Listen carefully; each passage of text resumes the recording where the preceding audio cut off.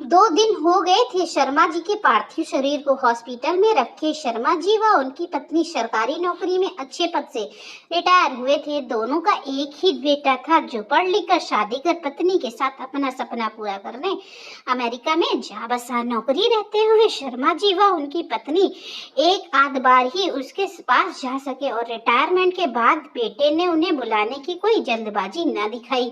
वैसे भी शर्मा जी और उनकी पत्नी भी इस उम्र में अपना देश छोड़कर जाने के इच्छुक नहीं थे।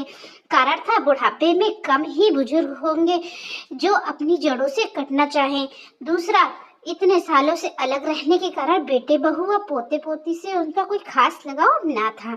इतना उन्होंने 1-2 बार वहां जाकर देख लिया था। हाँ, जब भी उन्हें कोई जरूरत होती तो पैसों के लिए फोन जरूर कर देते, चाहे बच्चों की पढ़ाई हो या खुद का बिजनेस। हमेशा उन्होंने अपने माता पिता के को एटीएम कार्ड ही समझा था।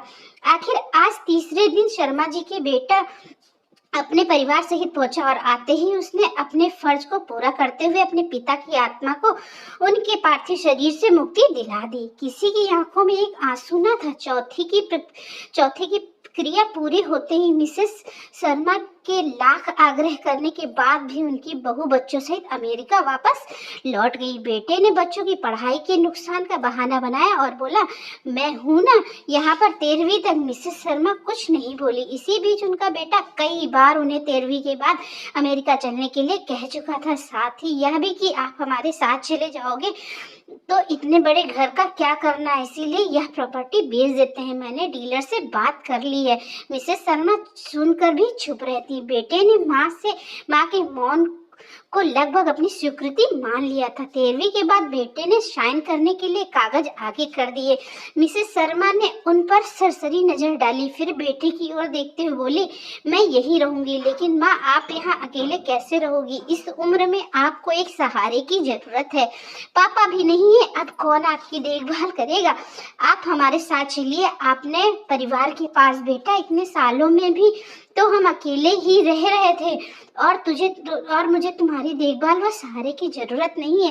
वैसे भी अब मैं यहाँ नहीं रहूंगी। यहाँ नहीं रहोगी तो फिर कहाँ रहोगे आप? अब वृद्धाश्रम में, ओल्ड एज होम। दिमाग खराब हो गया है क्या आपका?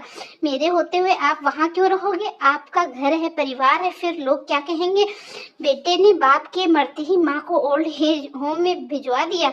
बेटा, आज तक तुमने लोगों के कहने की परवाह की होती तो फिर आज क्यों? वृद्धाश्रम ही अब मेरा परिवार है। शायद तुम्हें नहीं पता है। और मैं और तेरे पापा अक्सर वहां जाते रहते थे। तेरे पापा बीमारी के बाद भी इतने सालों तक जीते रहे। वह उस वृद्धाश्रम में मिली खुशियों की ही देन है। तू फिक्र मत कर, अपना घर परिवार संभाल। हाँ, कभी तुझे किसी चीज की जरूरत हो तो बेहिचक बता देना। तेरी माँ भी जिंदा है।